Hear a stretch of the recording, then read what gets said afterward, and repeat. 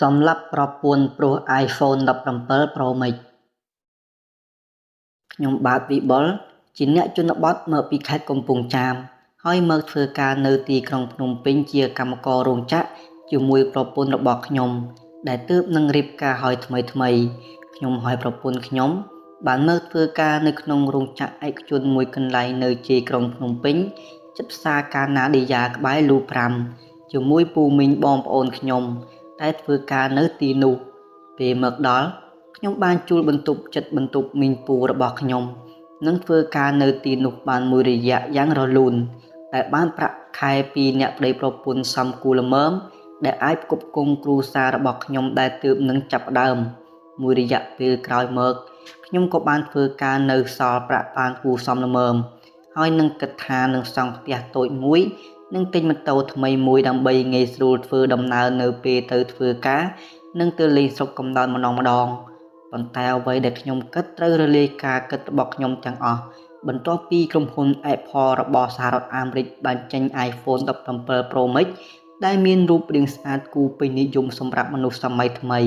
ដែលមានតម្លៃជិត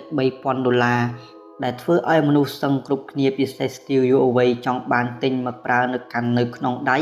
ដើម្បីបង្អួតគ្នានឹងលយឆៃរបស់ពួកគេ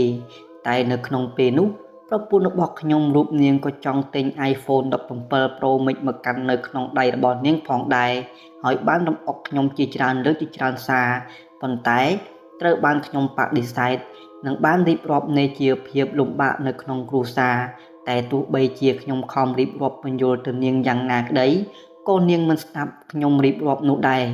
ហើយក៏នៅតែចុចចេះចង់ទិញ iPhone 17 Pro Max យកមកប្រើជានិច្ចមួយរយៈពេលក្រោយមករូបខ្ញុំហើយប្រពន្ធខ្ញុំចាប់ផ្ដើមខ្នោះចិត្តនឹងគ្នាស្ទើរគ្រប់ពេលវេលា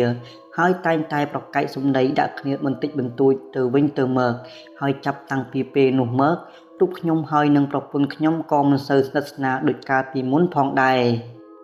លុះមានពេលវេលាមួយម្ដាយខ្ញុំបានឈឺធ្ងន់នៅឯស្រុកពេលនោះខ្ញុំបានសុំច្បាប់ពីការងារក្នុងរោងចក្រមួយសប្តាហ៍ដើម្បីទៅមើលម្ដាយឈឺនៅឯផ្ទះហើយគិតថានាំប្រពន្ធខ្ញុំទៅជាមួយប៉ុន្តែអ្វីដែលស្រងាក់ចិត្តនោះគឺប្រពន្ធខ្ញុំមិនទៅជាមួយខ្ញុំនោះទេបន្ទាប់មកខ្ញុំបានជិះរថយន្តឈ្នួលត្រឡប់ទៅស្រុកកំណើតទៅមើលម្ដាយឈឺទាំងអារម្មណ៍សោកសៅនិងឈឺចាប់ជាទីបំផុតមួយសប្តាហ៍កន្លងផុតទៅម្ដាយរបស់ខ្ញុំក៏នៅតែមិនធូរស្រាលពីជំងឺទៀតពេលនោះខ្ញុំក៏បន្តសុំច្បាប់សម្រាប់ពីការងារក្នុងរោងចក្របន្ថែមរីឯប្រពន្ធរបស់ខ្ញុំវិញ